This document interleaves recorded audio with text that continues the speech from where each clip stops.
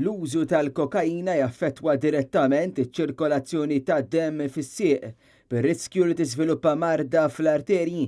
Dan joħroġ minn studju li sar minn Nicola Camilleri bħala parti mit-teżi tal-master tagħha fil-podjatrija. Hija tkellmet ma' Net News fejn appellat biex dawk li jkunu qed jieħdu trattament biex iwaqfu il-vizzju ta' droga jiġu offruti wkoll servizz ta' monitoraġġ taċ-ċirkolazzjoni tagħhom.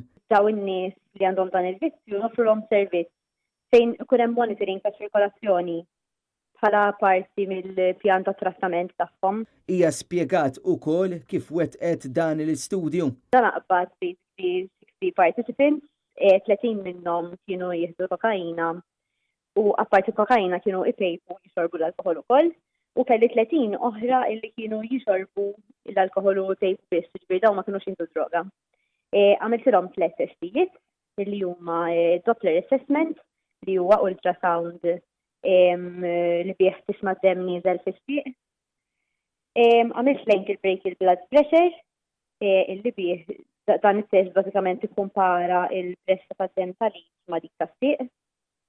U għamilt toe brachial blood pressure dana tikkumpara l-pressa tad-demm tal-id ma' tas-suba. Nicola Camilleri li mexxiet l-istudju bis-supervizjoni ta' Cynthia Formosa u Annabel Mizzi mid-Dipartiment tal-Podjatrija fl-Università ta' Malta sabet li r-riżultati suġġerew li l-utenti tal-kokaina esperjenzaw provista vaskulari imnaqsa fid-dirajn. Marda arterjali periferali hija problema ċirkolatorja li fiha l-arterji naqsu l-fluss tad-demm għar-riġlejn.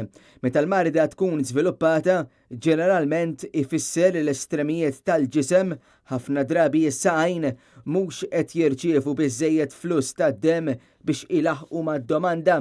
Hija appellat biex dawk li jagħmlu użu mill-kokaina ifittxu l-għajnuna anke fil-klinika tal-kokaina miftuħa mis-setqa. Mill-aħħar stħarriġ li twettaq mis-setqa jirriżulta li l-abbuż tal-kokaina f'Malta żdied tremendament u sfortunatament din qed issir komuni f'attivitajiet soċjali bħat-tiġijiet, festi u okkażjonijiet familjari.